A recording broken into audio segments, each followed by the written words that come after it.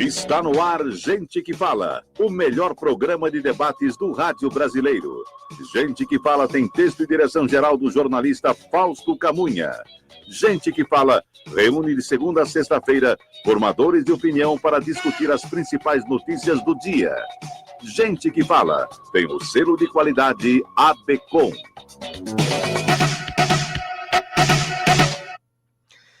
Olá, ouvinte do programa Gente que Fala, muito boa tarde, 12:04, seja bem-vindo, eu sou o Mauro Frisman, nós estamos no ar na Rádio Trianon AM 740 de São Paulo e Rádio Universal AM 810 de Santos. Você nos assiste pelas redes sociais, no Instagram e também no Facebook. Eu te convido para curtir os nossos canais na internet e acessar o nosso blog, é o gentequefala.com.br. Façam suas perguntas pelos telefones aqui para os nossos convidados, pelos números 3289-3580 e 5052-5555. Eu apresento a partir de agora os nossos convidados de hoje, dessa edição do programa Gente que Fala.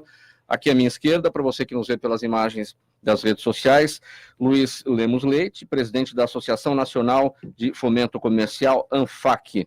Senhor Luiz, seja bem-vindo ao Gente que Fala.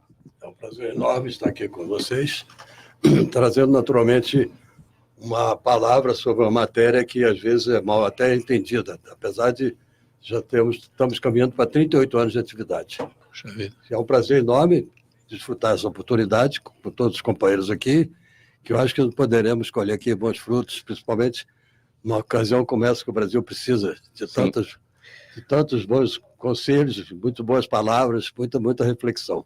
Obrigado pela gentileza com o programa Gente que Fala, senhor Luiz. Aqui também, à minha esquerda, o Marcos Martins, ele é engenheiro de produção, embaixador da Universidade de Brighton para a América Latina e responsável pelo BNI, é o Business Network International para todo o Brasil. Seja bem-vindo, Marcos Martins. Eu agradeço o convite, Mauro, e vamos aí compartilhar aí com os seus ouvintes.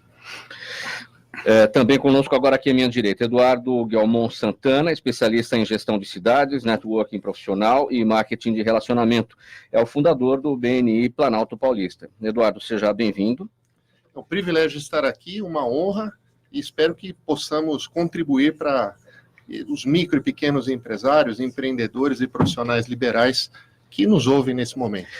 Guelmon, pronúncia correta, né? Perfeito. Ok. E também conosco, agora aqui à minha direita, você nos vê pelas imagens, o Ayrton Vendramini, engenheiro e consultor de gerenciamento, especialista em médias e pequenas empresas. Seja bem-vindo, Vendramini, mais uma vez. Mauro, agradeço na sua pessoa o convite. Prazer rever aqui o amigo Eduardo Santana, a gente já travamos alguns contatos anteriormente, e eu diria que essa mesa me parece já vencedora, né? Empreendedora. Eu te explico por quê. Você sabe que a gente sai aqui com uma mão de full hand, né, no poker, ou seja, nós temos triple L plus double M, né? Então são 3 L's e 2 M's, então a gente já sai com full hand aqui, vencedor. Bom, vamos lá ao nosso primeiro tema de hoje. A Bolsa de Valores de São Paulo segue girando ao redor dos 100 mil pontos, o dólar se mantém estável, mas o apetite do governo federal por impostos não diminui, as reformas já demonstraram que, apesar de necessárias, terão que seguir o ritmo de Brasília. Enquanto isso, nós vemos 63 milhões de brasileiros endividados, um cenário que faz com que as empresas tenham que se virar, né? O que deve fazer o nano, o micro e o pequeno empresário? O planejamento estratégico, as ideias e a intuição podem conduzi-lo ao sucesso nesse terreno? Senhor Luiz, então o que deve fazer o nano, o micro e o pequeno empresário nesse cenário que vivemos? A nossa atividade está umbilicalmente ligada à pequena empresa, à origem da atividade. E o pequeno empresário, ele tem necessidade de praticamente todo o apoio, todo o planejamento. E uma das características da nossa atividade é exatamente dar o apoio ao pequeno e médio empresário. Apoiando em quê? Nós visitamos a empresa, verificamos as necessidades que ele tem, capital de giro, como é que está o produto dele. Nós trabalhamos com empresas. A sua entidade, o senhor diz, a ANFAC, que é a Associação Nacional de Fomento Comercial. E daí, então, fazemos uma análise da situação dele, fazemos um contrato e começamos a trabalhar com ele, dando todo o suporte que ele precisa. Não só nos ajustes de caixa que ele precisa, propiciando capital de giro, e também suprindo as necessidades que ele tem de marketing, de orientação de mercadológica. Esse é o nosso grande mercado. E tem sido grande a demanda muito grande, esse tipo de informação, de orientação? Para vocês terem uma ideia, hoje eu tenho hoje, na associação no Brasil todo, são 600 empresas filiadas, empresas de factory, de fomento. Temos hoje, se senhores terem uma ideia, temos 200 mil clientes, uma clientela composta de 200 mil pequenas e médias empresas. E foi exatamente como nasceu o Factory em Nova York, em 1808, com a pequena indústria têxtil. E aí se propagou pelo mundo, hoje está no mundo inteiro, e a demanda é muito intensa. Apesar de todas as incertezas e dificuldades que nós passamos nos últimos 10 anos, o factoring, o fomento comercial, como eu disse, foi traduzir para o português do latim, né? Factoring é uma expressão, é um étimo anglo-latino, exatamente a função nossa é fomentar, dar apoio a todas as cadeias produtivas, nos diversos setores da economia. E lá, então, surgiu em Nova York exatamente com a pequena indústria têxtil. E isso se propalou pelo mundo. Hoje, os 5 continentes praticam o factoring em larga escala. Para vocês terem uma ideia, no ano passado, nos 5 continentes, as operações de factoring atingiram 1 trilhão e 200 bilhões de euros nos 5 continentes. Marcos Martins, qual tem sido o papel do BNI Business Network International nesse cenário aí onde a gente vê crise, necessidade de reformas e todo mundo passando aí a sua dificuldade para se virar nos 30, como se diz? É interessante comentar que os empresários, de uma maneira geral, eles não sabem, às vezes, buscar clientes, ou seja, ele tem dificuldade de ativar a sua rede de networking, né? Ou seja, como é que ele consegue, através da rede que ele tem hoje, como é que ele consegue chegar a novos clientes? E aí o BNI, ele entra, né, com uma rede profissional, uma rede já presente aí em 80 países, mas aqui no Brasil, mesmo para o pequeno, para o nano, ele acaba fomentando oportunidades entre os próprios empresários, né? Que pessoa que não chega para você e fala assim, cara, eu gostei de alguma, por exemplo, a pessoa, uma mulher falando para ela, gostei do teu corte de cabelo, onde você cortou? Vai indicar aquele estabelecimento. Então, o boca a boca nós já praticamos, né, de maneira informal. No BNI, nós fazemos isso de maneira profissional, de uma forma onde é intencional, vamos dizer assim, né? As pessoas buscam, referenciam uns aos outros, recomendam uns aos outros. Então, é interessante comentar que o BNI nasceu, né, há 10 anos, justamente em plena crise, 2008, 2009. E justamente a crise acaba, vamos dizer assim, fomentando, o BNI acaba crescendo justamente porque as pessoas buscam, né, elas necessitam de mais clientes. E aí, o boca a boca, a gente sabe que é uma dos meios que mais, Marcos, mais a gente ouvia falar pequena empresa, média empresa, grande empresa. Aí, de uns tempos para cá, a microempresa. Agora tem o nano. Quem que é o nano? O nano, eu imagino que é o MEI, né? Eu diria que é o MEI mesmo. É o MEI, né? Que onde ele é a única pessoa da empresa, né? Vamos dizer assim, né? Fala, Vendramini. Você pediu a palavra? Não? É o empresário. Diga lá. Empresário. Empresário, né? Uhum. E como é que está o nano? O nano, eu vejo assim, Mauro, a gente... Porque o nano é mais prestador de serviço, não? Também, mas nós temos uma criatividade muito grande. Eu acho que a primeira característica que a gente precisa frisar do empreendedor brasileiro é a criatividade, adaptabilidade, né? Então, assim, nós somos um povo, primeiro, naturalmente... Aproxima mais para você, Eduardo. Naturalmente empreendedores e naturalmente criativos. E isso é muito importante.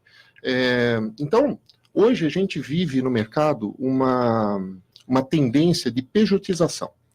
Então, muitas pessoas que tinham, num passado recente, um emprego formal, hoje elas buscam novas formas de contratação. Um contrato por job, um contrato por um tempo determinado. Isso facilita o mercado e, na verdade, está oxigenando o mercado de várias formas. Agora, ocorre que muitas vezes a pessoa abre uma microempreendedor individual, né, uma classe, uma empresa dessa forma, e depois ele vai descobrir que ele precisa de habilidades que ele não tinha, habilidades de gestão, habilidades de adquirir novos negócios, de conseguir novos negócios. E eu até tenho um amigo meu que ele costuma brincar da seguinte forma, né? A primeira coisa que um empresário, uma microempresa precisa são clientes, e clientes que paguem. A partir desse momento, a coisa começa e o jogo continua. E o BNI, nesse contexto, ele realmente traz uma forma inovadora de trazer novos clientes para os micro e pequenos empresários. Quem que tem sido mais criativo no sentido do empreendedorismo, no nano, no eu empresário que você disse, no MEI? É o prestador de serviços ou do comércio? Eu diria que, vamos lá, segmento de alimentação, tradicionalmente, é uma das grandes portas de entrada, né? Então, as pessoas começam no comércio, e principalmente o segmento de alimentação, tem muita gente começando esse trabalho. Tem muita gente na área de tecnologia. Então, prestação de serviço, novas ideias, e aí vem toda uma questão, inclusive, de empresas que têm um crescimento robusto e rápido, né? Então, assim, é um grande canal de entrada. E prestação de serviços em geral, né? Normalmente, a jornada do empreendedor é aquele técnico que conhece muito bem um determinado segmento, ele vê uma oportunidade de negócios, enxerga o que os outros não viram, acredita no seu sonho e começa a trabalhar pelo seu negócio. A partir desse momento, aí ele realmente entra nessa jornada que o Ailton conhece muito bem. Diga lá, Ailton Vendramin, que você conhece muito bem. Eu vou pegar um gancho, então, do que o Eduardo falou, eu vou fazer uma separação entre... Vamos supor, o fulano tem lá uma ideia, né? E aí ele tenta... Ele é criativo, ele teve um insight. Esse insight vai desembocar numa inovação, que pode ou não ser monetizada. E aí ele cria alguns números, algumas coisas mais um pouco disformes. Isso tudo a gente chamaria de pensamento estratégico, né? Saindo desses números disformes, ele entra num outro bloco, na segunda parte do círculo, vamos dizer assim, onde ele começa a coletar informação do mercado, criar planos de ação, né? Projetar uma determinada estratégia e vai desembocar em ações. Essas ações, aí você tem vamos chamar de pororoca, né? Ela volta para o mercado, quer dizer, do outro lado tem um mercado. E esse mercado ele vai interferir, né, nessas sugestões deles, e você vai de novo entrar no ciclo do pensamento estratégico. Então você tem o pensamento estratégico desembocando no planejamento estratégico, que encara o mercado de frente, vê o que realmente é viável ou não, e volta no pensamento estratégico num ciclo virtuoso. Pelo menos eu entendo nessa linha. Pô, eu vou te dar um exemplo prático. Você pega, por exemplo, eu vim de Uber, tá certo? Então o Uber ele é um match. E junta quem quer o táxi com quem fornece o táxi, tá certo? Agora, é um software qualquer. Então, ele pode ter um insight, por exemplo, eu posso juntar quem não tem emprego com quem está querendo empregar, tá certo? E aí eu vou para um planejamento. Quantos desempregados nós temos? Não sei, 11%, 13 milhões. E aí eu jogo isso no mercado. Bom, se ele me remunerar, vamos dizer, R$2, é um negócio maluco. Aí ele descobre que o mercado não está disposto a pagar R$2 mensais para ele entrar nesse match. Aí ele volta de novo para o planejamento, né? Tem uma outra ideia, porque quem sabe os que estão empregados, vamos supor, se você tem hoje, vamos fazer uma conta aqui, se você tem hoje 13 milhões de desempregados, vamos dizer que isso seja 11%, quer dizer, quem está empregado está em torno aí de 100 milhões de pessoas. Talvez de 100 milhões de pessoas você tenha 60, 70 milhões que estão empregados, mas descontentes. Então, vira um outro mercado. Então, você fez essa ginástica e desembocou de novo num pensamento estratégico. Então, Vendramini, pensa aí numa necessidade, uma ferramenta para resolver essa necessidade, que ninguém nos ouça aqui, vamos criar e vamos ficar ricos. Vamos empreender. Posso dar um minutinho? Claro, Não, seu Luiz. a nossa atividade, então, é pequena e média empresa, atende exatamente às necessidades básicas do pequeno empresário, e com base nisso nós compramos os direitos, foi a grande luta que nós tivemos. Eu sou egresso do Banco Central, né? Comecei minha carreira no Banco do Brasil, depois fui para o Banco Central, me aposentei em 81 e 82 nasceu o FEC no Brasil. Eu estou aposentado há 39 anos e mais 37 de Factory. Estou completando depois de amanhã 90 anos. Aí, que Parabéns. parabéns. Parabéns. Graças a esse trabalho que eu tenho desenvolvido. Então, a nossa atividade é exatamente isso. A gente complementa aquela necessidade que ele tem de serviço com os recursos que ele necessita. Naturalmente, isso precedido de uma análise, de uma pesquisa muito grande, uma orientação que a gente tem que dar para ele. E eu queria só acrescentar mais uma coisa. Agora, no dia 24 de abril deste ano, o presidente Bolsonaro sancionou uma lei complementar 167 da ESC, Empresa Simples de Crédito. A empresa simples de crédito é uma empresa, o próprio nome está dizendo, pequena empresa, né? Empresa simples. Então, só pode trabalhar com microempresários, microempresas, MEI e pequenas e médias empresas, mas micro. Só pode trabalhar com recursos próprios, Sim. como nós também, e só pode operar dentro do município ou município limítrofe. Isso já estão abrigadas sob a égide da ANFAC. Nós já fizemos, nesses meses, percorremos já todo o Brasil fazendo curso. Semana passada tivemos em Fortaleza, Manaus, todas as capitais, desenvolvendo isso. Então, nós temos já, isso foi em abril, já temos quase 600 empresas constituídas no Brasil sobre essa modalidade. Empresa Simples de Crédito. A lei complementar 167, sancionada pelo presidente Bolsonaro no dia 24 de abril. Tem uma história da tramitação que não é o caso da gente comentar agora. Luiz Lemos, vamos falar sobre o seguinte. São Paulo será sede, na próxima sexta-feira, do 14º Congresso Brasileiro de Fomento Comercial, que terá a participação de nomes da economia nacional, como a diretora de inteligência financeira do COAF, que é a Unidade de Inteligência Financeira, Ana Amélia Oksevski, o economista do Banco Central, Fábio Lacerda Carneiro, o jurista Ives Gandra Martins e também Otávio Damaso, que é o diretor de normas do Banco Central, entre outros nomes, né? O evento reunirá um grande número de empreendedores, estruturadores, administradores, consultores e gestores de fundos recebíveis de securitizadoras de crédito. Essa palavra derruba. O que vai acontecer nesse encontro, Luiz? Bom, o tema nosso é inovação e tecnologia. É o foco da nossa atividade. Então, eu costumo dizer que inovar é transformar-se para sobreviver. Que quem se manter naquela mesmice, naquela mediocridade, está fadado ao insucesso. Bom, eu promovo bianualmente esse congresso. Então, nós estamos no 14º Congresso Brasileiro. E reunimos exatamente empresários do setor e outros empresários também. Nós tivemos que hoje encerrar as inscrições, porque vamos fazer aqui no Hotel Bufarrege, e não há mais espaço para acomodar mais nenhuma pessoa. Estamos no limite. O objetivo é exatamente propagar a atividade, mostrar o que é que nós fazemos e como o tema é inovação e tecnologia, eu estou mostrando exatamente isso. A desmaterialização da economia, a velocidade das transformações que nós estamos vivendo, tudo isso é importante ter o suporte da tecnologia. Mas tecnologia sozinha não resolve nada, se não houver inteligência artificial. Luiz, qual é o sinal dos tempos nesse tema do fomento comercial? O que era o fomento comercial há 14 anos, quando você fez o primeiro congresso, e agora? O primeiro congresso eu fiz em 90 e poucos. Eu fundei em 82. Né? Bom, a coisa evoluiu demais. Eu até, parece que eu vou, na abertura, eu vou dizer exatamente. Aquilo que fazíamos em 1982 está totalmente superado. Hoje, a nossa atividade toda era na base da tecnologia, que nós operamos basicamente com duplicata. Duplicata eletrônica, inclusive já foi aprovada a lei, está dependendo apenas de uma regulamentação do Banco Central para entrar na sua plenitude em atividade. O nosso contrato é eletrônico, tudo, a nota fiscal eletrônica.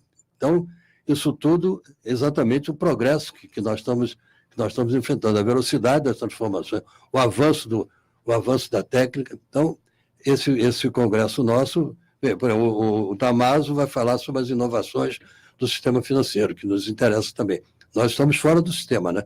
A nossa atividade é uma atividade comercial, que nós compramos direitos creditórios.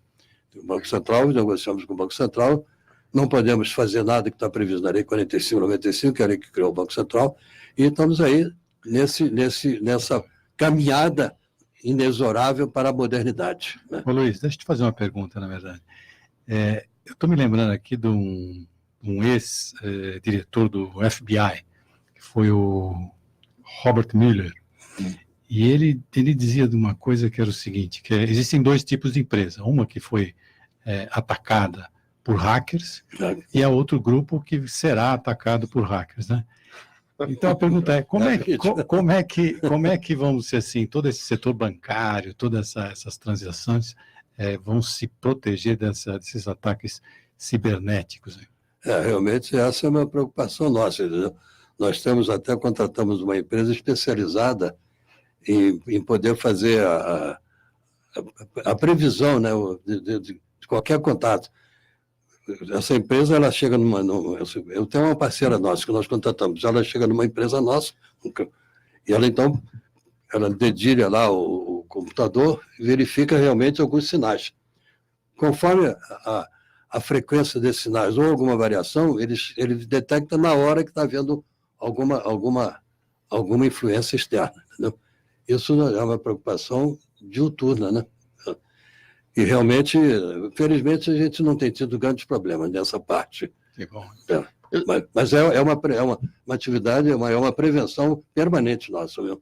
Queria aproveitar aqui e interagir um pouquinho com o senhor, porque realmente o fomento hoje, ele é muito importante para os micro e pequenos empresários, empreendedores, profissionais liberais, porque muitas vezes o que a gente tem visto é que os prazos das grandes empresas, cada vez de recebimento de serviços prestados, ou mesmo de fornecimento de matéria-prima, de material, produtos acabados, cada vez mais os prazos são dilatados. E muitas vezes, por mais que o empresário ele tenha o seu fluxo de caixa, tenha controle do seu fluxo de caixa e tudo mais, quando os prazos eles vão sendo dilatados, evidentemente é conveniência de quem compra, né? E o mercado é assim. Eu sou muito pragmático em relação a isso, né? Muitas vezes a gente fica olhando, reclamando da vida, reclamando. É o que temos para hoje. Essa é a economia que nós temos, essas são as situações que nós temos. Evidentemente que queremos mudança, porém precisamos ser pragmáticos. E cada vez que esses prazos são dilatados, o empresário ele vê o seu fluxo de caixa, né, a questão financeira sendo ameaçada. E muitas vezes as pessoas, os empresários, não fecham os negócios porque não têm condições de aguardar o prazo do recebimento. Então, realmente, essa questão de fomento é extremamente importante para, sobretudo, aos micro e pequenos empresários. É verdade.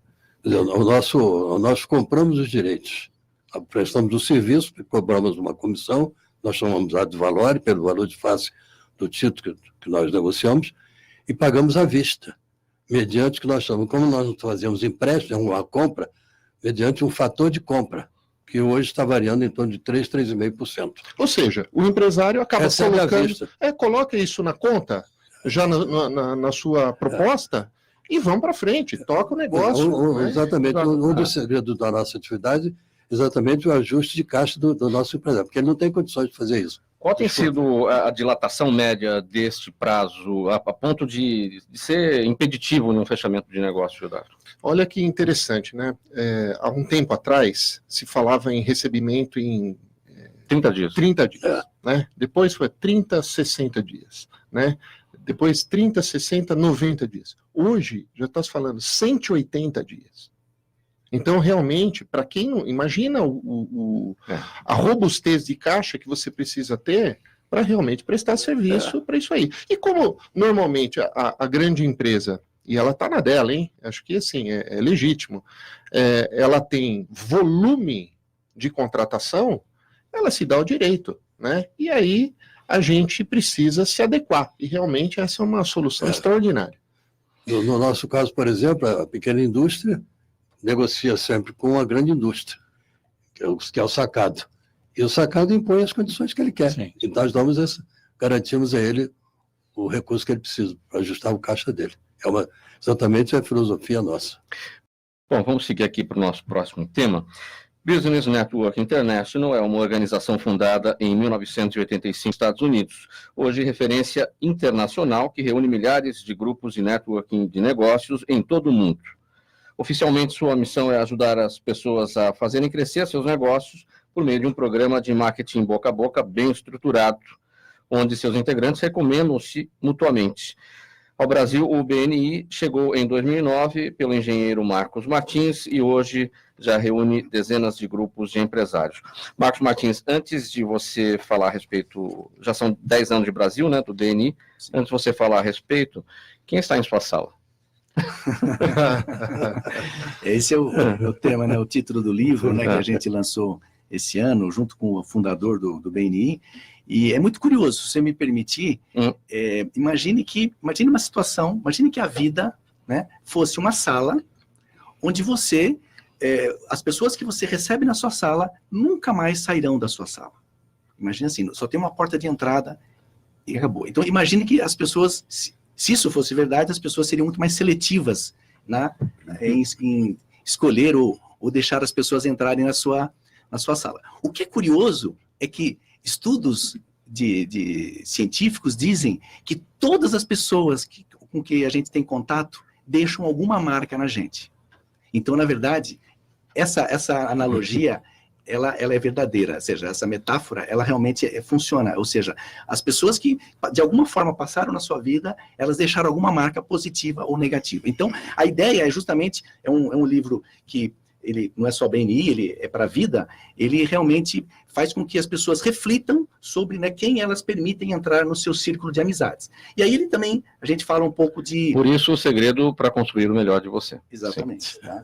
E eles falam, inclusive, assim, imagine que, fazendo também uma metáfora, imagine que tem um porteiro, né, que seria, você vai definir, uma vez que você tem essa noção de que as pessoas que entrarão na sua vida, elas vão deixar alguma marca, então você vai querer que só as pessoas realmente que vão agregar, né, para você como pessoa, como profissional. E aí ele fala assim, então cria um porteiro que vai estar realmente filtrando quem entra e quem não entra, ou seja, você faz esse processo internamente, né?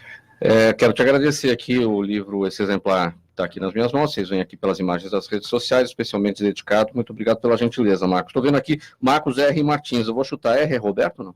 Não. Eu vou até brincar, R é de relacionamento, é de referência. É Ribeiro. Marcos Ribeiro. Bom, Marcos, vamos falar então, 10 anos de BNI, desse grupo que, enfim, reúne dezenas de grupos de empresários no Brasil. Qual é o intuito, o objetivo? Olha, eu até gostaria de fazer uma breve... falar um pouquinho de como é que eu cheguei no BNI, que eu acho que é bastante interessante, né? Em 2002, eu fui para os Estados Unidos, eu estava envolvido com uma outra empresa, e lá nos Estados Unidos me convidaram para participar de um grupo, de uma reunião do BNI, lá nos Estados Unidos. E eu participei, era um empresário, muito cedo pela manhã, normalmente 7 horas da manhã, o local que eu estava era frio, à noite e tal. Fui muito bem recebido pelos empresários. E a primeira impressão foi o seguinte, isso aqui é coisa de americano para americano. Não foi falando francamente, não foi uma coisa que me chamou a atenção.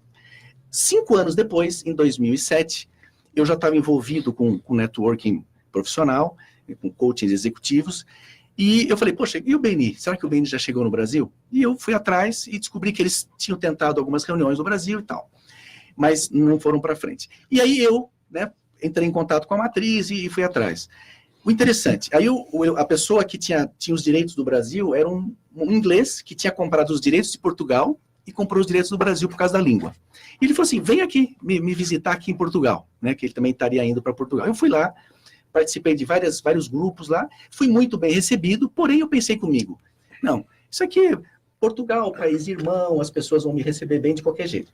O que é curioso é que na semana seguinte eu fui para a matriz nos Estados Unidos e também participei lá de grupos e da mesma forma fui muito bem recebido pelos americanos. E isso me chamou a atenção, falei, peraí, essa organização tem alguma coisa de diferente, porque eu já trabalhei em empresas americanas e os americanos não são tão receptivos assim.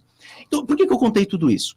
É para mostrar que nós vivemos no BNI valores muito fortes, nós temos uma cultura muito forte, e a cultura que a gente chama que é o giver's gain em inglês, mas a gente traduz como ganhar contribuindo, contribuir para ganhar. O que eu quero dizer? O networking só vai funcionar, o networking profissional, ele só funciona quando as pessoas primeiro buscam o sucesso do outro. Né? E esse é o nosso valor principal no BNI. Ou seja, as pessoas que vêm até nós têm esse espírito de querer realmente buscar o sucesso do outro, e se todos pensam assim, todos ganham, né? Então, por isso que eu falo que é uma coisa, parece assim, nossa, mas aqui em pleno século XXI, com a competição acirrada, sim, nós ajudamos empresários que fazem parte, realmente buscamos referenciar, recomendar uns aos outros, buscando o sucesso dos outros. E com isso, o BNI tem crescido aí nos últimos 10 anos, saímos de zero para hoje temos 6.300 empresários que fazem parte dessa rede, em mais de 70 cidades, ou seja, isso Brasil. No mundo, já somos mais de 250 mil empresários. Eduardo, essa coisa dos seus integrantes recomendarem-se mutuamente é uma mudança de cultura, né? É uma mudança de cultura da forma que é feita dentro da organização. Mas, Mauro, é interessante, se você perguntar para qualquer microempresário, pequeno empresário, como os negócios acontecem, provavelmente ele vai te dizer, mais de 60%, nós temos algumas estatísticas, vai dizer que a indicação, ela é responsável por mais de 60%, teve alguma participação de uma indicação, né? Então, assim, na nossa cultura, tradicionalmente, o empreendedor, ele já está habituado a recomendar e ser recomendado. A primeira vez que eu entrei dentro de uma reunião do BNI, eu tive duas impressões. A primeira impressão foi a seguinte: bom, de alguma forma eu já faço isso por toda a minha vida. E a segunda foi, mas esses caras fazem de uma forma estruturada, fazem de uma forma organizada, com recursos que eu nunca vi, eu preciso aprender com eles. Então, eu diria que é isso, né? Aquela busca, e todos nós, de alguma forma, principalmente nesse momento, né, fazendo um link com aquela situação do início da nossa conversa aqui, em momentos de dificuldade, a gente realmente vai comprar, a gente vai fazer negócio com aquelas pessoas que nós conhecemos e confiamos. Então, quanto mais dificuldade tem, mais as pessoas realmente elas acabam buscando a segurança de uma recomendação, de uma indicação. E olha que interessante, mundialmente, né, apenas nos últimos 12 meses, foram gerados 16 bilhões e 500 milhões de dólares em negócios pelos 250, 60 mil empresários no mundo. Imagina um país de 250 mil pessoas cujo PIB são 16 bilhões de dólares. Se a gente for calcular o PIB per capita, né, certamente vai ser o PIB per capita provavelmente mais alto do mundo. Mas por quê? Porque esta, entre aspas, nação é uma nação de empreendedores, de pessoas que realmente estão envolvidas com a produção. E, através dessa organização, a gente aprende que no dia a dia as oportunidades estão ao nosso redor, né? E tem pessoas que a gente pode recomendar e que realmente farão um excelente serviço, né? E se beneficiarão daquilo. Agora, por que a gente não recomenda? Porque a gente tem alguns paradigmas, né? Todos nós aqui e os nossos ouvintes, se a gente pensar, provavelmente uma vez na vida você recomendou alguém e teve problema com isso. E esse problema, muitas vezes, nos bloqueia, né? E por isso que a gente precisa de uma organização. Por quê? Porque existe uma seleção, existe todo um controle onde realmente existem filtros para minimizar, mas muito, esse tipo de situação. De modo que a gente começa a pegar a parte mais interessante, que é uma forma inovadora de atrair novos negócios para os micro e pequenos empresários. Vendramini, quer complementar? Eu fiquei com vontade de fatiar um pouco esse networking do... Então pega a faca. Vamos lá. Eu acho que é fantástico no seguinte sentido. Você tem uma base, né? Todo mundo, uma base de networking, que é família, amigos, comunidades, etc, etc. Depois você tem uma segunda camada, que é o pessoal que você se relaciona com relação ao trabalho. E aí eu acho que o Beni faz um trabalho fantástico, né? Porque ele aproxima esse pessoal, essa comunidade em termos de negócio. Eu diria que você tem uma terceira camada, que é aquela quando aperta o calo, né? Você ficou doente, ou tem uma dúvida específica sobre factoring, você vai consultar o nosso amigo aqui, né, o Lemos. E depois você tem uma quarta camada, que eu acho que todo mundo devia perseguir também, que é você eleger 1 ou 2 ou 3, não sei, mentores para a sua vida, para a sua carreira. Porque vale a pena você consultar alguém que já, né, tem 90 anos de estrada. Então, vamos dizer assim, é verdade. Então, eu acho que vale, mesmo que você fala, você não precisa aderir, né, 100% àquela sugestão, né, mas eu acho que a coisa está dividida em quatro grandes camadas. Bom, por falar nos 90 anos de estrada do Luiz Lemos Leite, eu quero destacar aqui Memória, Visão e Esperança, é o livro do Luiz Lemos. Autografar, naturalmente, terei imenso prazer em autografar para todos. Eu faço questão de mandar. Memória, Visão e Esperança, segunda edição, né? É uma autobiografia, certo? Autobiografia. Nesses 90 anos de estrada, destaca um episódio marcante presente aqui na tua obra. Bem objetivamente. Eu só queria dizer que em dezembro eu estou pensando em viajar, se a coisa não... Porque o que ele deve ter de episódio marcante em 90 anos é brincadeira. Então, também, olha, eu pedi para destacar um só, é difícil. Judieira, né, como se diz. É difícil. Bom, eu comecei... Talvez o fato que eu acho mais relevante na minha vida hoje, com 90 anos, eu já sou bisavô, com 11 anos de idade eu saí de casa. Olha só, já era um empreendedor. Fui para o seminário. E lá fiquei 12 anos. Isso me valeu tudo que eu tenho na vida. Olha só. Eu ressalto muito isso. Foi uma iniciativa minha. Minha mãe era contra, meu pai era neutro. E para mim foi uma bênção, entendeu? Que eu pude desfrutar, naturalmente, uma disciplina extremamente rígida, e chegou um momento que eu cheguei, o caminho é outro. Infelizmente, me dei muito bem.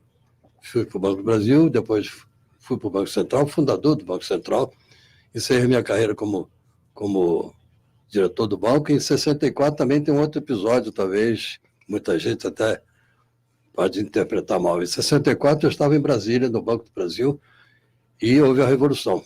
E os militares, então, queriam 10 funcionários do Banco do Brasil para ir trabalhar no Planalto.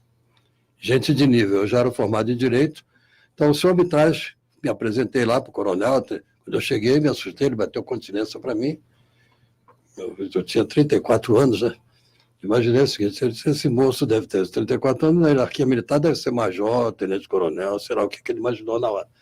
E me deu a seguinte atribuição: a sua missão aqui dentro é organizar o gabinete do presidente da República. Mas o que é que eu tenho que fazer aqui agora? Só tem carta branca. E aí era realmente, em 64, naqueles primeiros dias da Revolução, estava tudo tumultuado. Havia 32 funcionários no gabinete do presidente da República, porque o presidente da República não tem quadro próprio, então requisita a gente do Brasil todo. E tem um episódio também que eu comento aqui, que naquele tempo, hoje deve estar no final da Dilma e outros, deve estar uma situação bem pior. Então havia um carteiro em Regente Feijó, no Acre, à disposição da presidente da República. Então ele era amigo do senador, ficava lá, ganhava a gratificação do Planalto e trabalhava. Isso aos milhares havia. O Diário Oficial todo dia saía uma letrinha miúda, quase microscópica, devolvendo para os órgãos de origem. Esse talvez foi o fato, mas depois fui para o banco, felizmente consegui fazer uma bela carreira, graças a essa parte, estudei muito, e o Factor, para mim, foi a grande vitória também. Então, há 38 anos, vou fazer 38 anos. Hoje é uma atividade consagrada, temos aí já um protagonismo importante dentro do cenário nacional e internacional, e para mim foi extremamente agradável essa reunião hoje aqui. A gente, estamos aqui integrar todos os nossos objetivos, o objetivo nosso é um só. Você imaginou essa integração nossa aqui? O Brasil precisa disso, né? De gente que realize, somos empreendedores, né? Gente que fala e gente que faz. Mais importante é isso, né? Você sabe que eu estou lembrando aqui de um livro que até anotei aqui, The How of Happiness, né? o porquê, né? O como da felicidade, né? E a Sônia, acho que é o nome da autora, ela diz que 50% é genético, você nasce, 10% é circunstancial, você pode ganhar na Mega Sena, e 40% é aquela sua formação que você vai buscar atrás. Eu acho que você exerceu bem esses 40%. Aí, parabéns. Bom, vamos lá, Vendramini, vamos falar do seu tema aqui. Depois temos 4 perguntas, um para cada um, então vamos em frente aqui.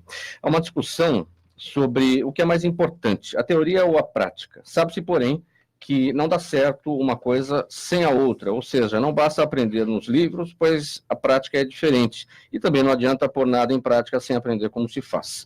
Ocorre que, na velocidade de hoje, a teoria também precisa se modernizar, criando metodologias cujos nomes causam até estranheza, como clientologia, clientelidade, clienteligência, clientelicidade. É isso, Vendramini?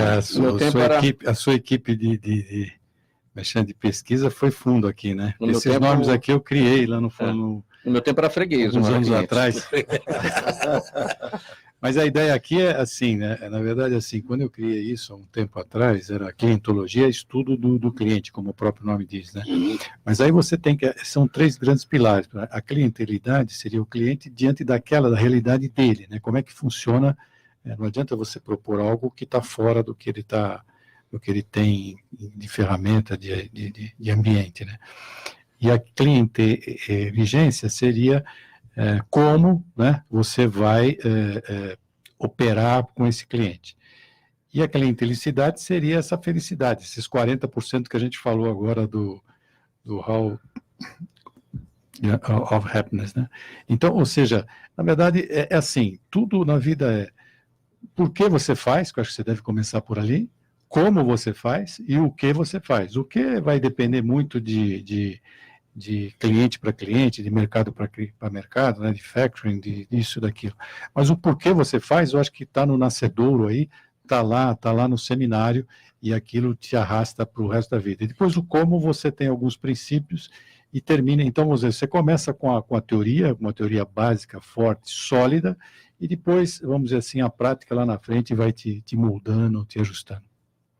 Foi rápido ou não? Foi bem. Bom, vamos lá. Perguntas do público. A Carla de Santos te pergunta, Marcos, a saída de empresas brasileiras para o Paraguai é um processo irreversível? Se a gente andar rápido nas perguntas aqui, ainda dá para voltar no tema lá. Vamos lá. Assim, não sou muito... Mas eu imagino que as condições, né, devem estar tão mais favoráveis do que a nossa, então é uma questão de você criar as boas condições aqui no país para que não aconteça essa...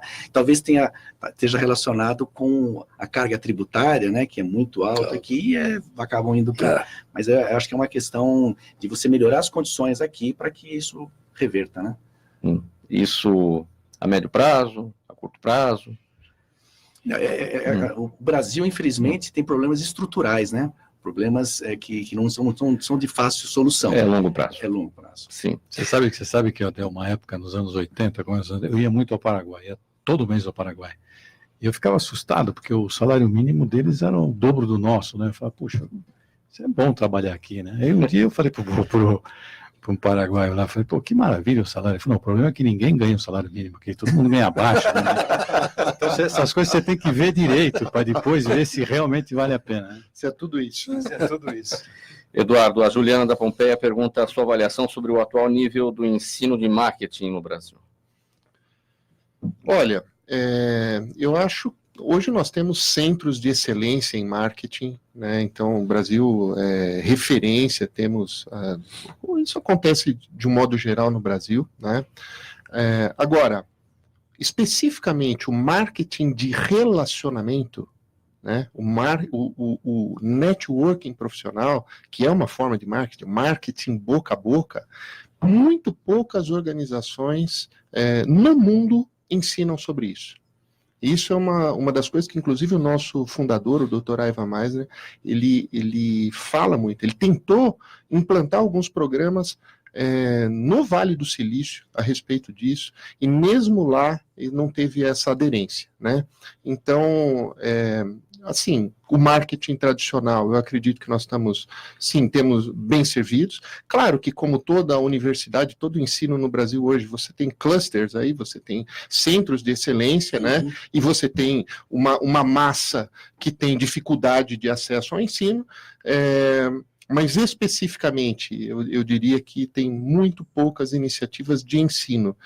Até por isso, dentro da nossa organização, nós temos uma parte muito forte de ensino e educação. Em tempos de LinkedIn, o marketing profissional ganhou outro patamar, está sendo mais bem feito?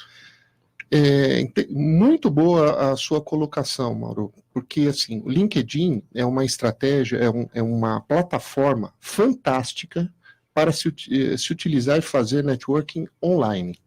Agora, o networking efetivo, eficaz, Tete a tete. Ele precisa, normalmente ele começa online.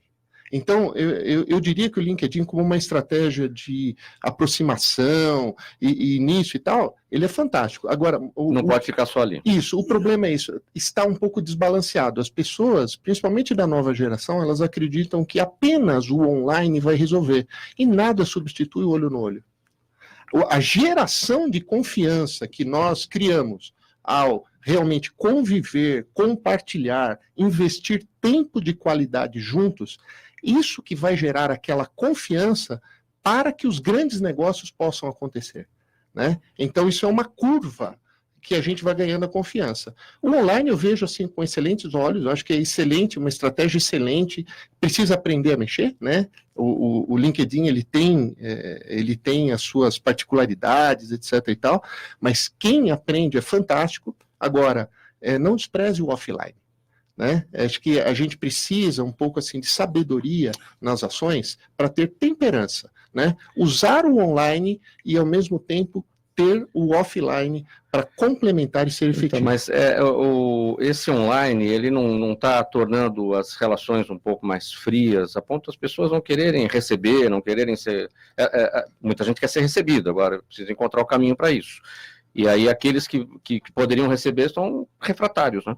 Exato, e isso tem a ver, Mauro, com aquilo que o Marcos Martins estava falando, né? A essência do networking verdadeiro, ela está em primeiro ajudar, para depois você colher. Primeiro você semeia, depois você colhe, né? As pessoas, elas estão mal acostumadas. O que elas querem? Elas querem, por exemplo, vamos fazer um paralelo aqui, né? Muitas pessoas da nova geração, elas não querem pagar o preço de um emprego para depois de um tempo ela começar a usufruir daquilo, né? As gerações anteriores, elas eram mais aguerridas nesse sentido. A pessoa falava, você precisa chegar lá às 6 horas da manhã, 6 horas da manhã o cara está lá. Hoje o sujeito, ele quer entrar numa empresa, ele já quer estar em cargo de diretoria, ganhando todos os benefícios, mas ele não ralou a boina ainda, né? Então eu diria que, guardadas as devidas proporções, isso ocorre no mundo online. As pessoas querem resultado rápido, mas muito poucos estão dispostos a investir o tempo necessário para realmente ter um resultado consistente. Fazer abrir um parênteses aqui. Você falou no LinkedIn, eu acho fantástica a ferramenta. Agora, aquele senhor que escreveu a inteligência emocional, né, o Daniel Goleman, ele escreveu uma carta para o proprietário lá do LinkedIn, dizendo o seguinte, que essa avaliação online está falha, né? Porque você não considera a parte emocional, como é que o fulano se comporta, né? Então, o QI hoje tá ficando ficou numa posição para trás, né? E fez algumas sugestões, e eu sei que o LinkedIn está estudando isso muito seriamente, de tal forma que você lá na frente vai poder avaliar o sujeito, não pelo fato, tem esse título A, B, C, D e tal, não, mas pelo tracking dele, né? O que ele fez, como é que ele se relacionou, como é que ele resolveu problemas, conflitos, etc, que eu acho que essa é a grande sacada do funcionário exemplar do futuro. Vendramini, o Jorge de Santo André te pergunta qual será o futuro das pequenas e médias empresas no Brasil e até que ponto esse futuro depende do governo. Eu acho que depende muito do governo, não do governo agir, mas agir como vetor, né, vamos dizer assim, fomentando esse terreno, deixando ele bastante fértil. E também, eu diria o seguinte para você, uma coisa que eu sinto falta é que esse pequeno empresário, além de ele não ter recurso, ele não tem tempo, e principalmente, por exemplo, com relação à melhoria, pesquisa e tal. Eu acho que o governo teria que ter um trabalho muito forte junto às universidades para abrir essa caixa preta, entendeu? Falar, ó, tá aqui, tem um problema real, né? Tem aqui um projeto. Em vez de o pessoal ficar escrevendo papers lá do eixo da grampola, da pinceleta verde, entendeu? Vamos dizer, alguma coisa que seja prática, né? Eu acho que o governo ajudando nesse sentido, essa massa de pequenas e médias empresas vai dar a musculatura que o Brasil precisa. Jaime do Jardim Bonfilholi pergunta para o Luiz Leite: o empresário brasileiro está mesmo afim da abertura comercial, já que ela também trará muita competição com produtos importados? Eu acho que sim, porque realmente nós desenvolvemos a parte industrial. 80% dessa nossa clientela são pequenas indústrias.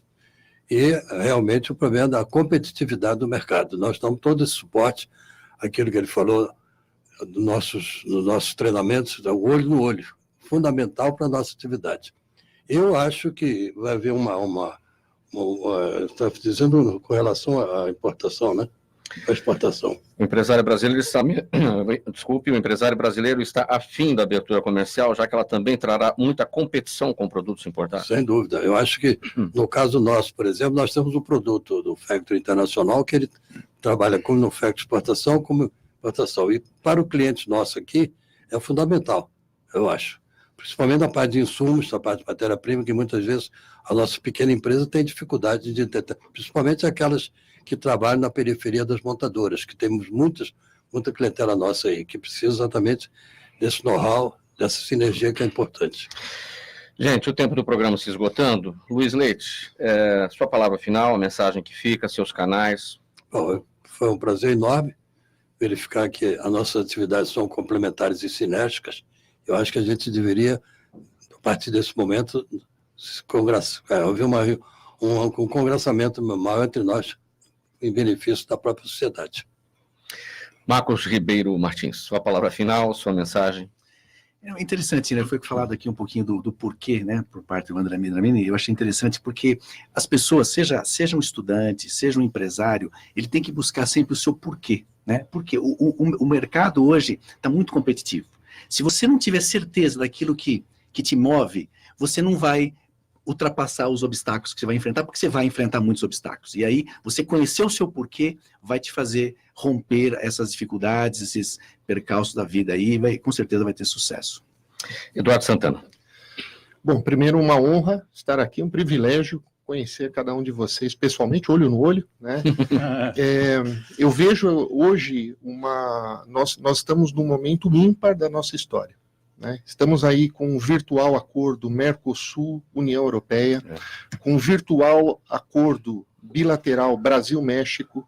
Provavelmente no futuro teremos um acordo bilateral Brasil-Estados Unidos. Isso significa milhares de novos consumidores em potencial, mas significa também que nós, empresários, empreendedores, precisamos nos profissionalizar. Então, assim, aquela coisa romântica, que o sujeito abria a porta, esperava o cliente entrar, não existe mais, né? E então eu acredito que hoje a gente precisa realmente olhar as oportunidades, e foi um privilégio estar aqui, porque hoje, nessa mesa, nós falamos de diversas inovações e diversas oportunidades de ajudar essas pessoas. Eduardo, em 15 segundos, uma pergunta de $1 milhão. Quais são as profissões que no futuro, ou muito em breve, vão sumir, e quais ainda aquelas que não nasceram? Excelente pergunta, e também realmente ela vale muito, né? Agora eu diria o seguinte, tudo aquilo que pode ser repetido, feito em série, ele será com o tempo robotizado ou num processo de inteligência artificial ou mecânica. Agora, relacionamento humano é algo que nunca, jamais poderá ser substituído. Ailton Vendramini, palavra final. Agradecer a presença de vocês, o que eu aprendi aqui hoje. E se alguém quiser te interessar por esses termos que eu acabei inventando no passado aí, tem o blog lá, drzerocoste.com.br. Tem freguesologia também? Não, Não, freguesologia não tem. Mas a gente chega lá. O neologismo é precioso, né? Obrigado. Aí. Seus canais? Então, o blog foi onde eu desenvolvi um pouco dessa teoria, né, do porquê, e aí dentro do porquê tem alguns porquês, né, não é um único porquê, mas e lá tem a teoria da clientologia. Se alguém tiver interesse, é o blog do drzerocoste.com.br. Muito bem, termina aqui essa edição do programa Gente que Fala de hoje. Muito obrigado pela gentileza de todos. Luiz Lemos Leite, Ailton Vendramini, Eduardo Guilmon Santana e Marcos Martins. Muito obrigado a gentileza, a presença de vocês aqui nesse bate-papo. Na mesa de som, o Sérgio Souza, também gerente técnico aqui da Trianon 740 AM. Apresentação minha, Mauro Frisman. Pauta e redação Pedro Schiavon, diretora de produção Zenilda Salvato, direção-geral do jornalista Fausto Camunha. Do outro lado do programa Gente que Fala, você, ouvinte, que é a razão da nossa presença aqui. Obrigado pela audiência, tchau, até amanhã.